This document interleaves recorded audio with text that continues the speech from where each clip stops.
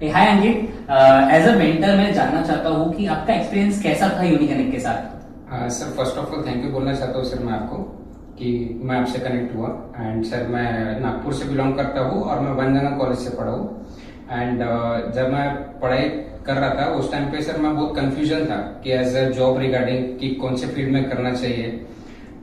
उस टाइम पे सर ऐसा हो गया था कि अलग अलग जॉब अपॉर्चुनिटी आ रही थी, लेकिन कैसे किस फील्ड में जाने का वो सर मुझे काफी कंफ्यूजन हो रहा था। तो सर आपके मेंटरशिप के कारण मुझे बहुत सब सारी चीजें ऐसे क्लियर हुई एज ए करियर रिगार्डिंग चीजें कि किस फील्ड में मुझे जाना चाहिए और मुझे वो कौन सी स्किल है कि जो अप करके जो मुझे जॉब अच्छी मिले।